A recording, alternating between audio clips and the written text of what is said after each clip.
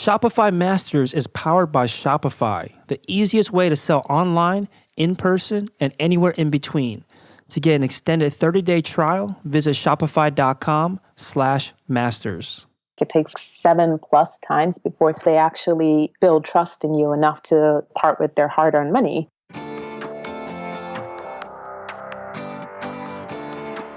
Hey, my name is Felix. I'm the host of Shopify Masters. Each week, we learn the keys to success from e-commerce experts and entrepreneurs like you. And in this episode, you'll learn how to identify your customers' most painful problems, how to use your marketing dollars wisely for content marketing, and what kind of results should you expect when you first start your content marketing. Today, I'm joined by Karen Young from WeShave. That's OUI Shave. WeShave creates a better shave for women by women. It was started in 2015 and based out of Brooklyn, New York. Welcome, Karen. Hey, Felix, how are you? It's nice to be here. Yeah, I'm good. Thank you for coming on. So I love the name. Tell me how you came up with the idea of, I guess, the brand name for your business. So that was actually a really funny incident. So I've always had trouble shaving. So like always had irritation, ingrown hairs, razor burn. I mean, I tried every razor that I could think of, from like the little like 2-blade type of razors to like the 5, 6, 7-blade crazy, sort of, I call them weed whackers.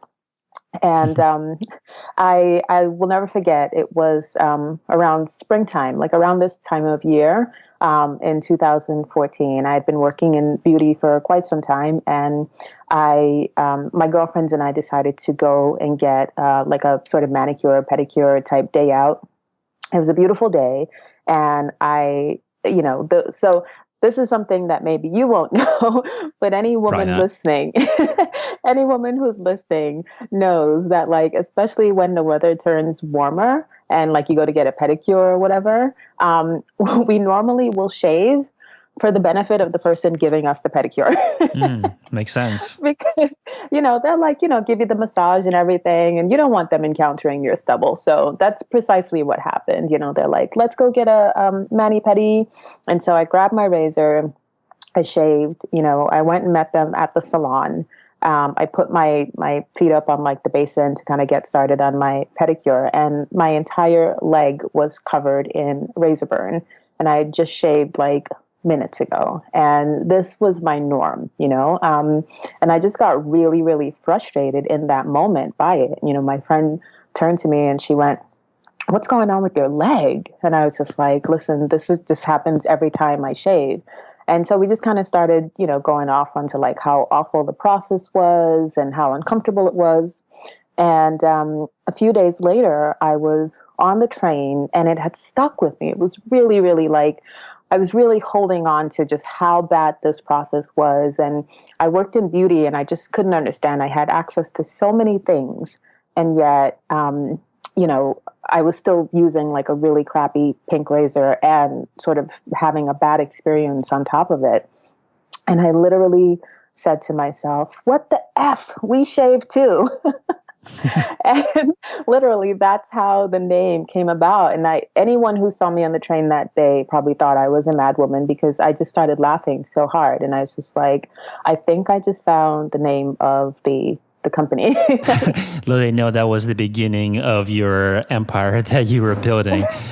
It was the start of it all. Yeah. So you had this idea, this spark in your head for this brand. And what was the next step? Like, how did you know? I guess you knew that there was an issue. You had this issue. I'm assuming you knew that other women had the same issue as you. What did you decide to do next?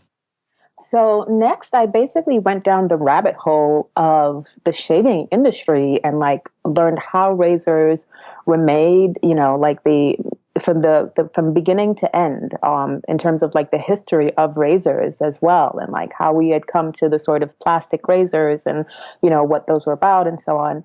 And as I got a little further into my research, I saw this razor called the safety razor.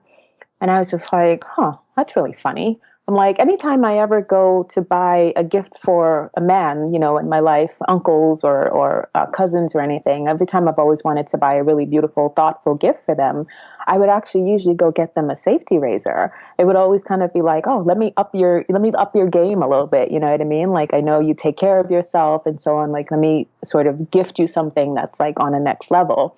And they've always absolutely loved it. And I remember when I was young, I would see like my uncles in this sort of process of shaving, like this really fascinating ritual where they would, lather their face up and use the beautiful, boar's head brush. And then, the sink was full of water and they would like do this really slow, intricate sort of very patient shaving and kind of like, rinse the blade in the sink and so on. And I just, that all of that sort of really came back to me all at once and just kind of flooded me. And it was just like, why don't women have this? And so I, dug around a little bit more. And I found that in 1915, actually, that same razor that I saw my uncles using was what women started shaving with from way back then. And I learned a little bit more about the difference between like the multi-blade razors and that single blade. And it seemed as if that single blade razor was better for, sensitive skin and was just more of a real thoughtful process. And so I was like, okay, do I have the nerve? And I kind of was like, okay, I'm going to give this a try. And I was nervous and I was just like, all right, I'm going to give this a try. I've never used anything like this before, so let me just see if I have the nerve to do it. And so I ordered some samples and, I call them samples now, but I ordered some products basically. And, I gave it a try and I was blown away. I was absolutely blown away. I for the first time in my life, I was shaving without any sort of irritation. I couldn't believe it.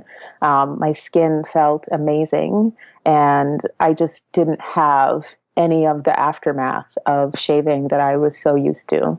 And so from there, I did my research on like finding the company that could help me launch this business. Yeah, so I'm looking at your website right now, looking at the products, and like you're saying, these are existing solutions that were pretty much catered to men. It was very much a product for males. But when I look at your site, look at the branding, it doesn't look that way, right? It looks like a feminine product, a product that could belong to a woman, that you could gift to a woman. What was involved in that kind of rebranding of a product that was predominantly focused on selling to men, but now you're selling and rebranding it for women? What was involved in that process? So the biggest thing when I decided to sort of repackage the experience for women was education and problem solving. So for me, I always consider problem solving to be the core of this company's growth and its existence, actually, because I think that was the smartest and the best approach for us. Because at the end of the day, what I was really experiencing myself and what all of my friends were experiencing, and most women that I talked to, was the fact that shaving was inefficient and it was really uncomfortable. And so when I thought about the company and thought about, pulling the entire product line together in such a way that it would appeal to women, the first thing that I really wanted to hit on was that the razor was better for your skin. The shave was better for your skin. The products that we compiled around that were actually suited to women's skin and suited to, their sensitivities around shaving. And so, I thought about like, I'd had experience in the beauty industry. I'd been in the beauty industry for about 4 years at that point, in working for like one of the largest prestige beauty companies. And so when we sort of pulled everything together, concept, packaging, and finally got to the consumer at the end, it really had to be about how we would solve the problems women were having and how we would address women's needs. And so I knew that in our packaging, in our oils, in our even our copywriting, I had to address the issues that women really truly wanted to solve. And that for us will always come back to the irritation that's usually caused by shaving. Um, and then, yes, and the other part of it would be education, which was just we had to figure out how to teach women how to actually shave with this thing. Mm-hmm. So the problem solving aspect of it, how I guess this is a little bit different maybe for you because you had this problem that you were trying to solve. But when you think through it, and if someone out there is trying to solve a problem that maybe they don't have, but they're trying to serve their customer base, how do you identify what are the most important problems that your customer has that will help you market your product? Yeah. So in our case, I guess you might not consider it lucky, but I guess I was lucky to say that I experienced it and I knew that it was enough of a problem because, I had the connections and the friends and so on that I could say everyone that I spoke to had this same issue. But if I didn't have that, I think I would have just started from actually getting a sense of who I thought my customers were going to be and starting to talk to them. And, even though I was coming from a position where I could say, oh, gosh, I really hate shaving as it is. And these are the issues that I want to address and solve. I never took it for granted that just because I had them and a few people that I knew had those same problems. I didn't take it for granted that everyone that I came across would have those problems and every potential customer that I reach would have those problems. And I still don't necessarily. So for me, once I kind of started scaling from a very, very, very, small position. So it was like, hey, I have this problem. And then my friends have this problem. And their friends have this problem. And then I started going out after that. So I would I kind of started looking into the eco beauty and the green beauty community and finding bloggers and so on. And I sort of reached out and I kind of started getting to know people even before I even really launched or kind of got anywhere. I started getting to know people, some of the bloggers. And then there was an event and I was just like, well, I'm just going to show up at this event. And I think that was actually the first time that I was able to kind of validate the idea a little bit more because it wasn't just I was coming out with something that was just really cool or, you know what I mean? It wasn't just the sort of next iteration of something that was already out there. I was actually able to meet people and say, hey, I just launched this line. I have this problem. I'm trying to talk to a few more people and see if they have it as well. And the validation was incredible. I mean, I went home to find people had ordered while I was talking to them. So it's just really, really powerful, to kind of figure out how to validate that product from as small a position as I could, and then see if I could scale it from there. Yeah, and while you're going through this validation of the problems that you wanted to solve, did you encounter any problems that maybe you thought were bigger, maybe because they were bigger for you, but then as you were talking more to your ideal customer, you found out that maybe your problem wasn't as pervasive in the marketplace? I didn't actually. I was pretty surprised to find that even if so the thing is with women is that we have so many different ways to remove hair, So even if she didn't necessarily shave, maybe she had come to waxing or so on. Every woman was kind of able to say, I may not do it anymore, but when I did, it was absolutely awful. I have never to this day met a woman who's just like, no, I don't have any problem shaving. It's actually a really great experience. So yeah, we were kind of able to, that sort of kept the fuel going. Even if you weren't going to use the product because you had made a different choice for your skin, you certainly knew our pain points and you at least knew other people who would, use the products because, they shave and no matter what, it still sucks for women. I think the biggest things that we had found that we were not prepared for was the education that had to go into it. So I I just kind of, I'll never forget, like my very first iteration of the site was like some photos that I'd taken with like my iPhone or whatever, with like some flowers in the background. And I was just like, hey, yeah, that's it. I'm just going to put this up there and, people are going to flock to this site. Not really, but still. And it was like, no, you actually have to convince women that this is not just a regular old thing. And also you have to teach them how to use it. And so I would say like that was like the biggest sort of pain point in the very first lesson, not just because I was able to sort of pick it up and use it immediately. Like I mentioned before, I'd seen my uncles use it and so on. So I had a sense of how this product was used, but many of our customers had never seen anything like it before. And so for them, they were just like, I have no idea, what it is you're talking about or how I'm supposed to use this. So education definitely was one thing that I was not aware of. Yeah, it's almost like there's two stages of education. Right? The first stage for you was just to convince women specifically that this is a product that they should at least learn more about, or at least learn about the problems that can be solved by this product. And then once they're convinced of giving you essentially their time and their attention, then you have to teach them actually how to use it. As the customer goes through these kind of stages, is your marketing, your education, how's it different as you help your customer progress down this path?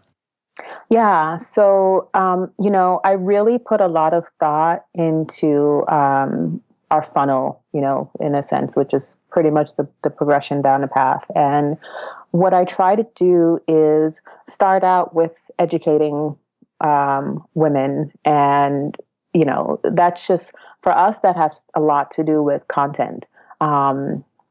So we really put a lot of time and energy and effort into our content. And it's not just around shaving. It's also around, our customer is interested in generally taking care of herself. She's into exercise. She's into beauty rituals, and she's into learning about ingredients and recipes and all of that. So we put quite a bit of work into getting a sense of who she is. We have some really, really wonderful customers who are quick to tell us what they need, what they like, what they don't like.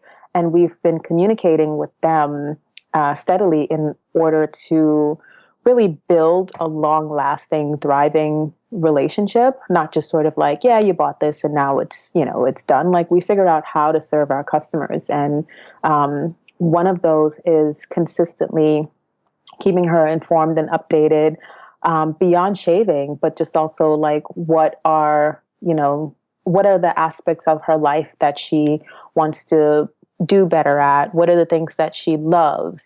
How can we kind of keep talking to her and informing her as we go along?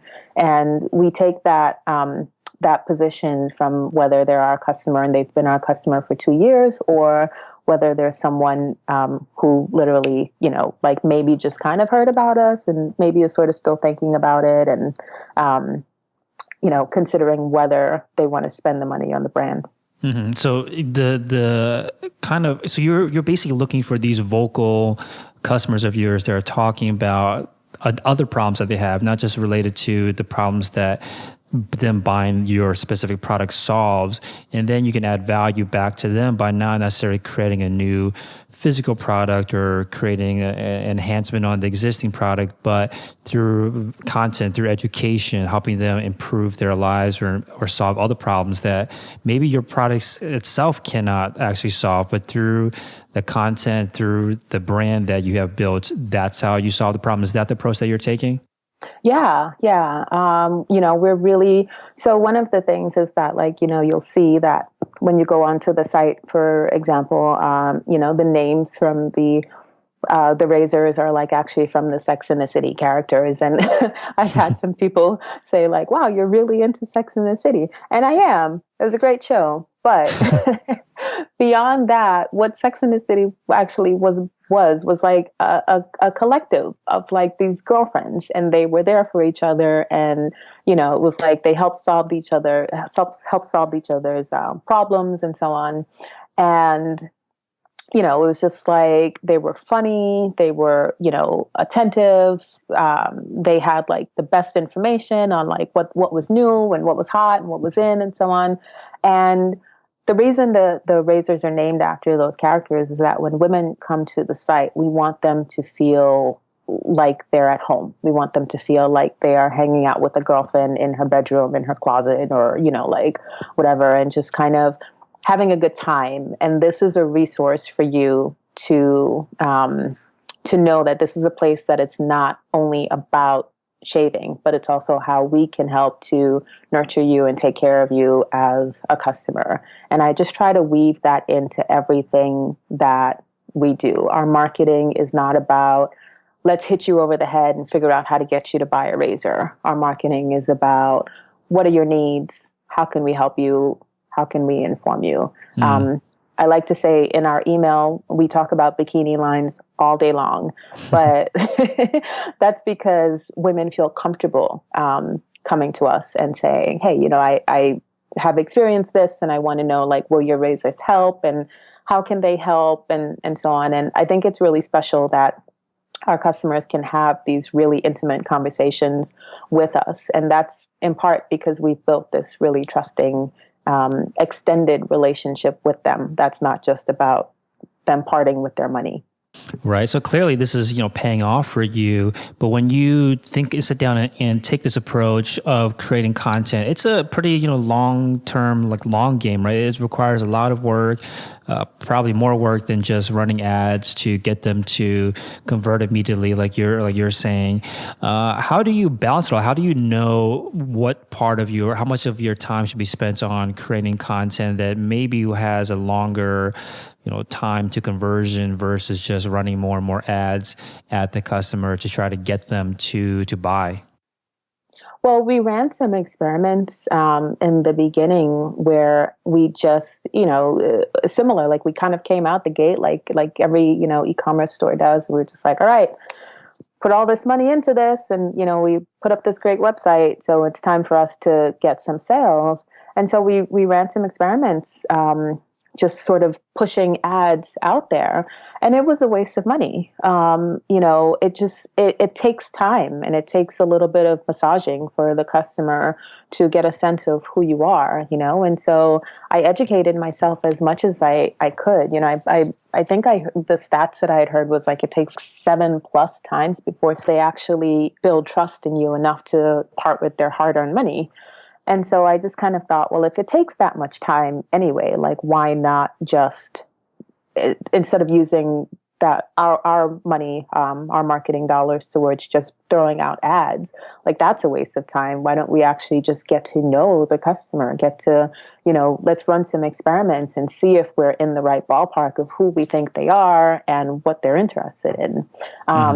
So it was truly running experiments that actually helped us to get an understanding of where we should be spending our money.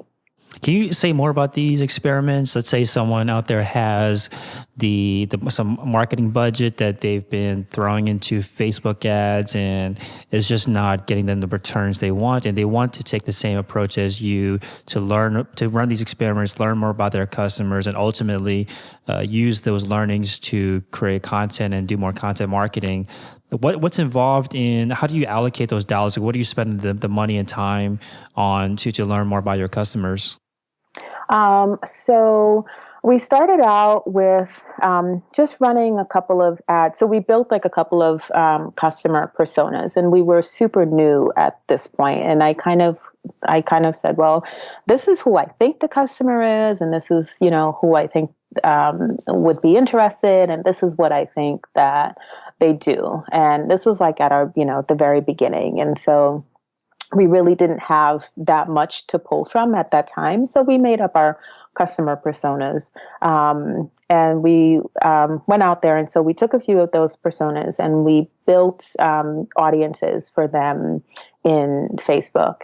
And, you know, we launched to those audiences very little bit, like not a lot of not a lot of money sort of thrown at it or anything, but we just needed to do enough to kind of validate, see if we could validate this persona that we had. And it really didn't go anywhere.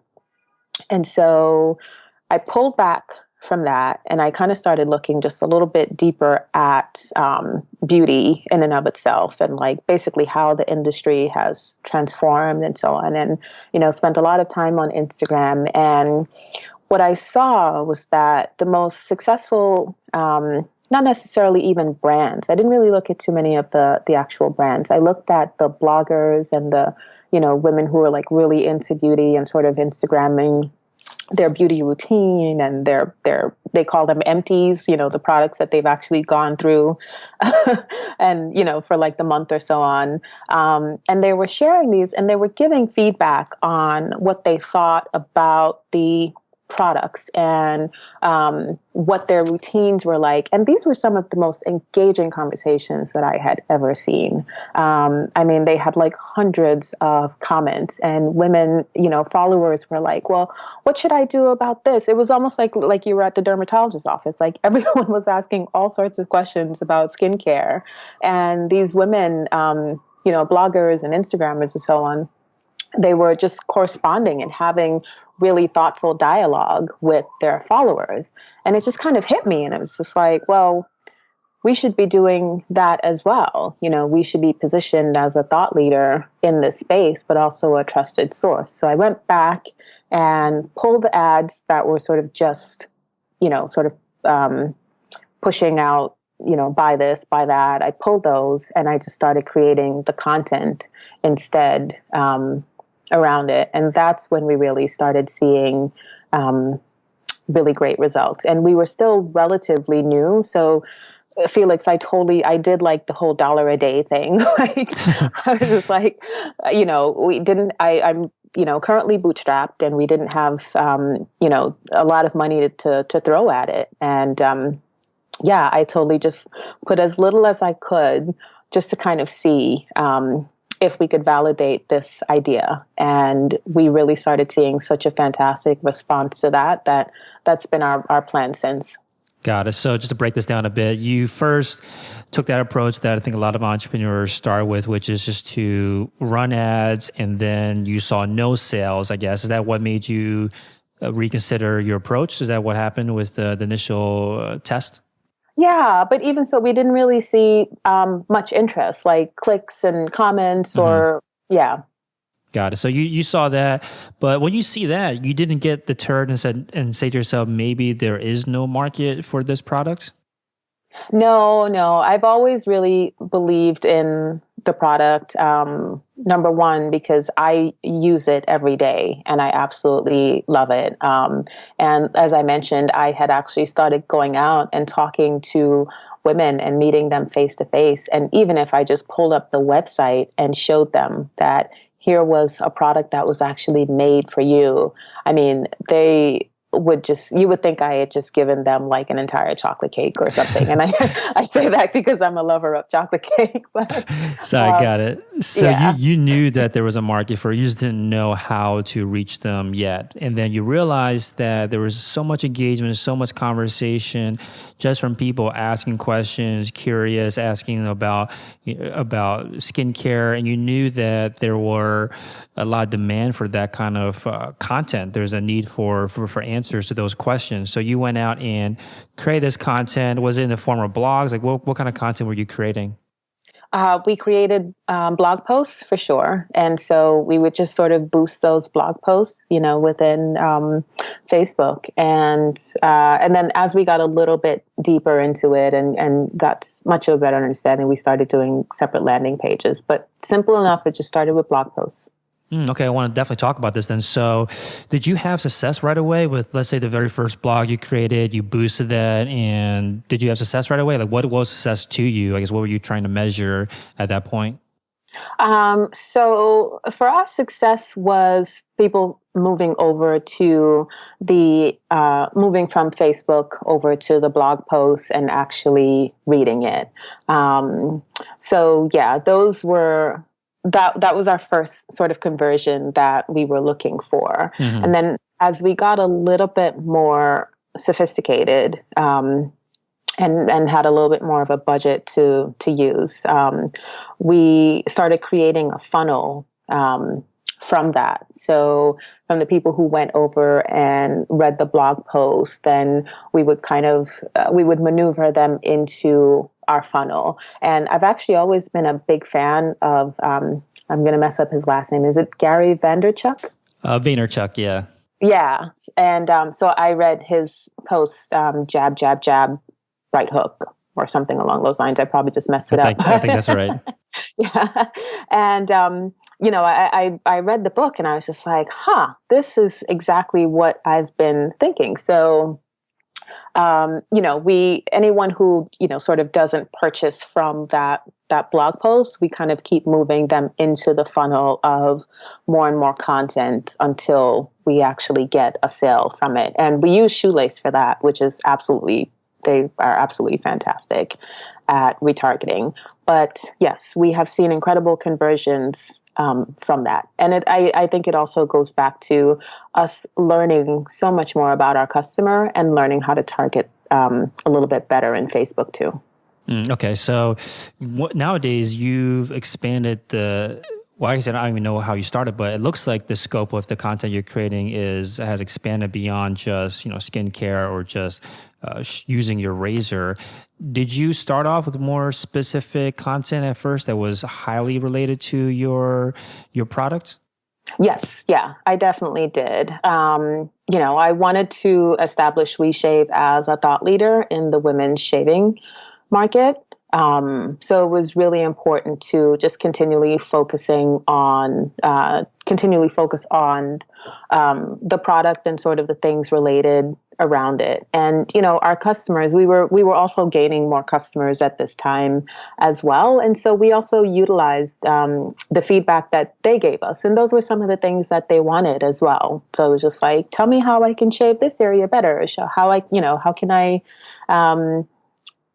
do, just basically things related to shaving. So we knew that was an area where we could kind of sort of dig our heels in for a bit without exhausting it for a while.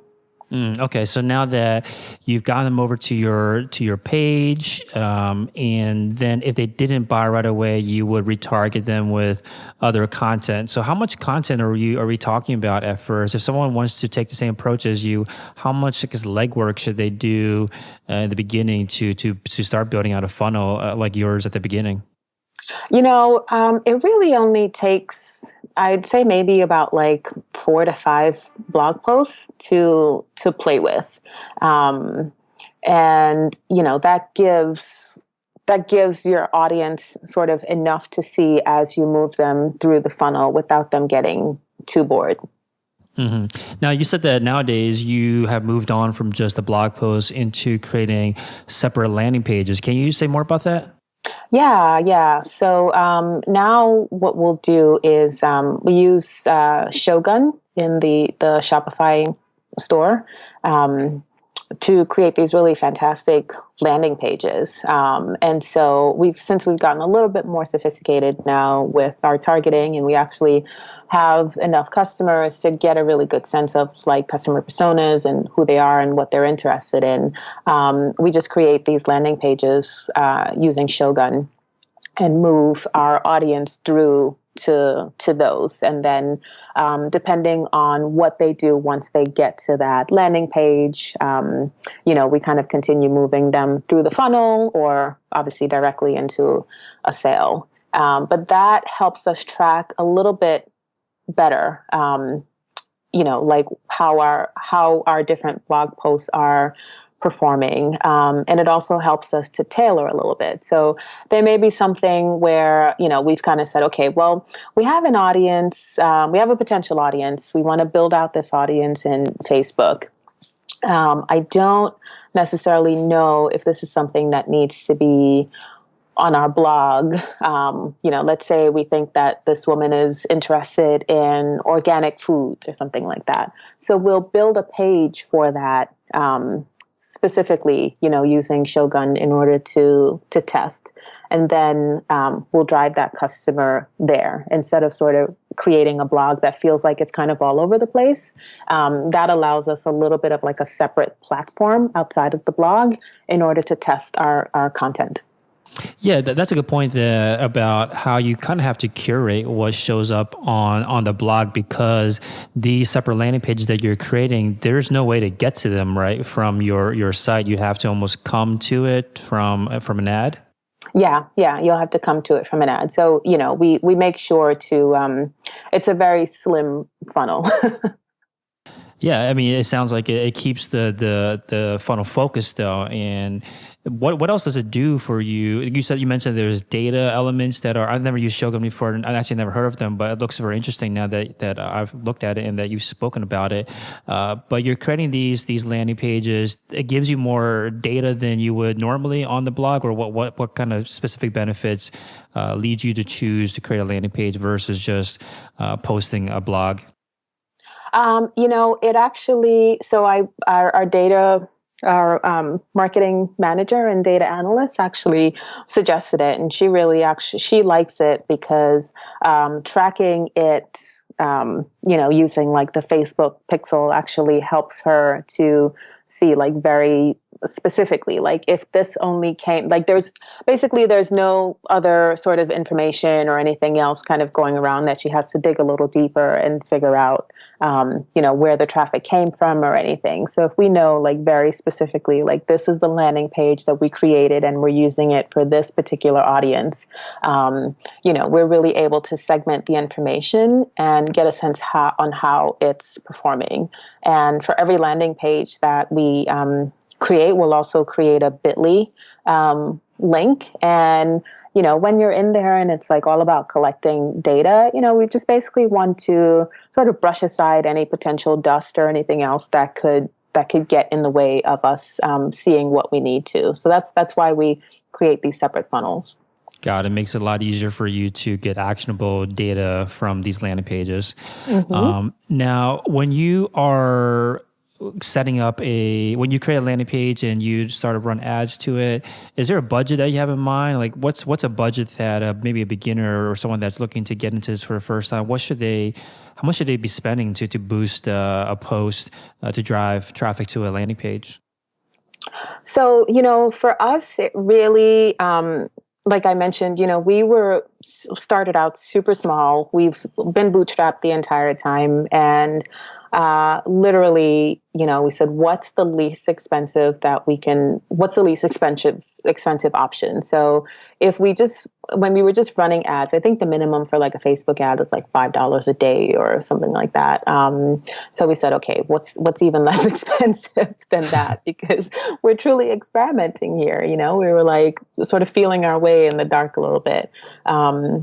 And so, my data analyst suggested that we do the boosted post, and those you could start as low as $1 a day.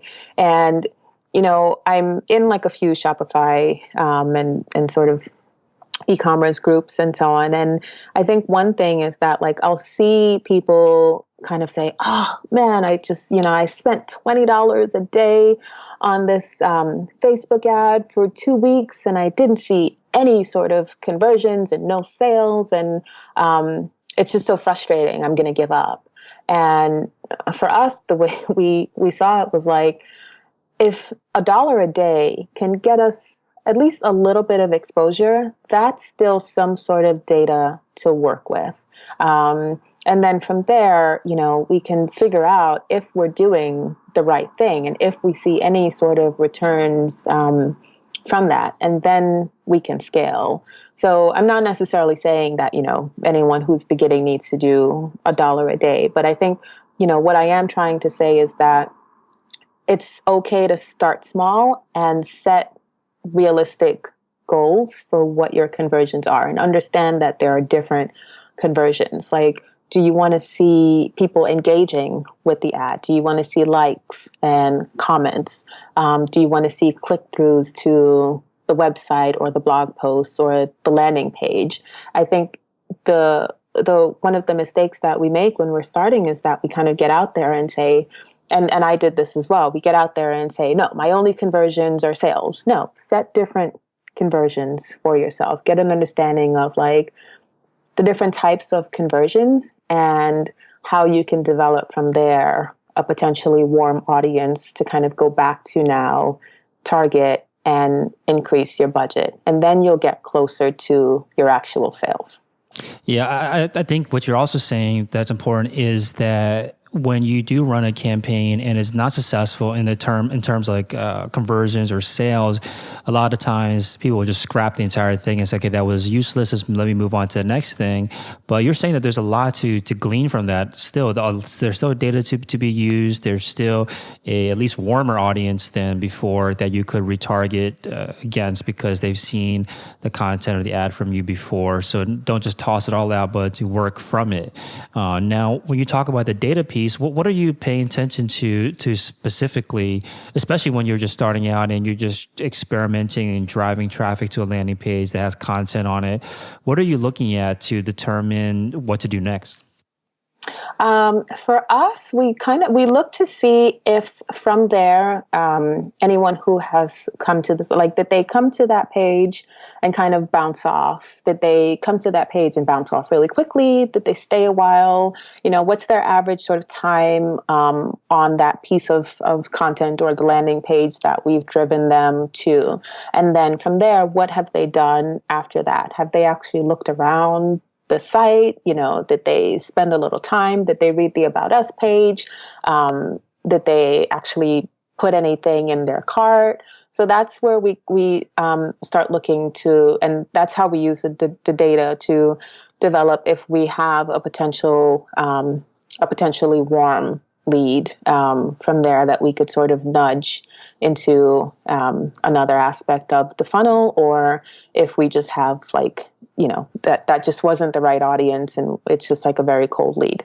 And do you use that information to determine what kind of content to create as well?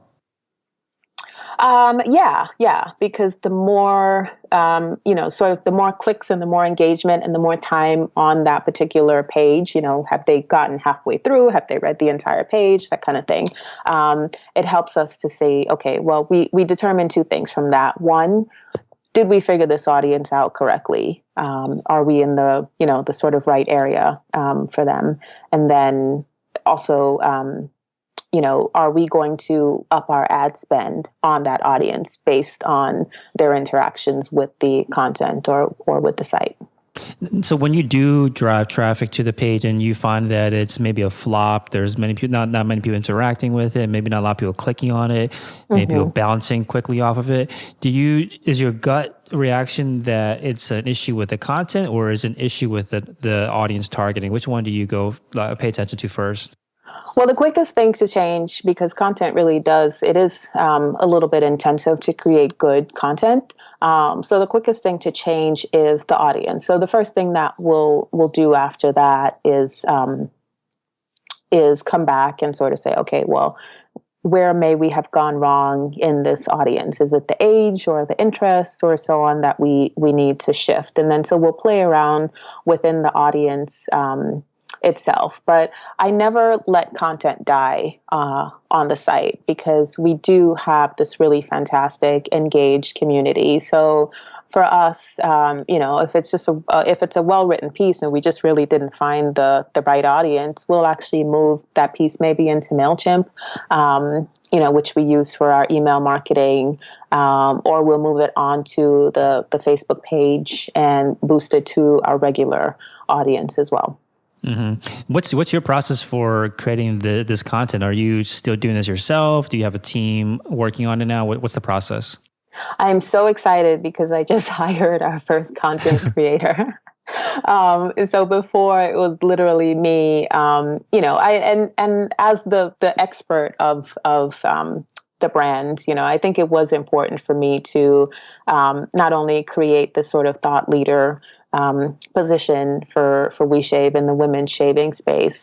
But it was also important for me to get a sense of our customers, how they speak as well, so that we could learn to speak back to them in the same language and get a sense of what it is, what kind of information would really drive them, and so on. So I'll tell you a funny story.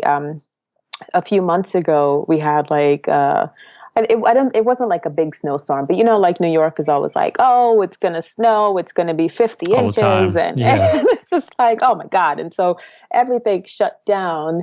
And I was sitting at home and I was just like, so, today would be a good day to write like a good email, because a good amount of our customers are in New York.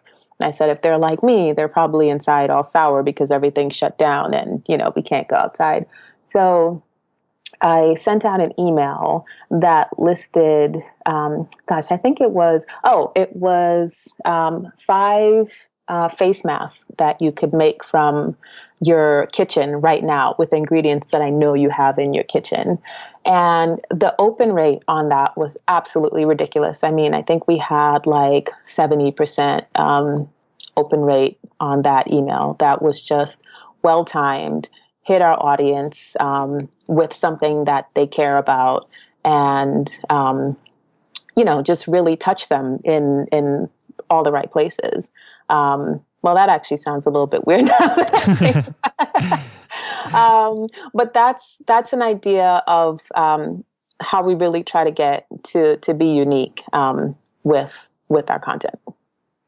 Awesome. Yeah, that makes a lot of sense that you try to find the right time too to hit them with the content. I think that's just as important as getting the right content to them. Now that you've hired someone to join the team to create the content, well, how did you? First of all, where did you find someone to hire for this role? And we'll start there, and then I have some other follow-ups. Yeah, so it was actually someone that I have been aware of her writing for some time. I admired her writing, and I've seen her writing for a few beauty blogs and a few beauty companies and so on. So automatically, the hardest thing when you're trying to hire someone and bring someone onto the team is that level of trust. So I was just like, okay, it's sort of that like social proof a little bit there for even me as a brand and a CEO. I just kind of was like, well, other people work with her, so that's great. And she had written about the brand before, so I knew she had written about WeShave before, so I was aware of how she sort of saw the brand and her perspective and so on. And she also has these connections in the beauty industry. So that was really our first step. And we actually plan on building out our content team quite a bit, since it's been such a driver for our business in the last 2 years. So we'll be adding some more from there. I'm not sure how much involved she is at this point, but what are your plans for essentially giving the guidance and direction to someone that you've hired to create content? So, as you kind of hinted at before, we're definitely in the long game here with WeShave and with building the brand out. So a good amount of our content pieces are probably just, to begin with, are probably going to revolve around SEO and continuing to build WeShave as a thought leader in the women's shaving space. So our first plans for her within like the first month or so are going to be around that. And then one thing that I'm actually really excited about is that her role will also include video content, which isn't something that we've done too much before. So we're launching a new collection in June, and coming from this beauty perspective, we just have so much that we could hit on to create content that I'm super excited. I mean, women, our audience cares so much about ingredients. They care so much about rituals and process and, like the scent and efficacy and all of that. So there's quite a bit that we're going to be able to do. So that's what it'll look like in the next couple months. Very cool. Thank you so much for your time, Karen. So WeShave is the company. That's OUISHAVE.com. Where do you want to see the brand go next? Where do you want to see it be, I guess, this time next year? Well, I'm pretty excited. As I mentioned, we're launching some new products come June. I think one thing that I'm really, really, really super excited about is that we will also be introducing some new razors and some new colors. But more than anything, we have been building this brand hand in hand with our customers, which is really, really interesting and a fantastic journey, especially for a startup. So, what I'd like to see is that we become the number one platform for women shaving in the next couple of years. And that will include content, education, and commerce. Awesome. Very exciting times for you then. Thank you so much again for your time, Karen. Thanks, Felix. It was really awesome to be on the show. Here's a sneak peek for what's in store in the next Shopify Masters episode. You just need to focus on one thing. If you can eliminate all of the other distractions that you have, so much can get done.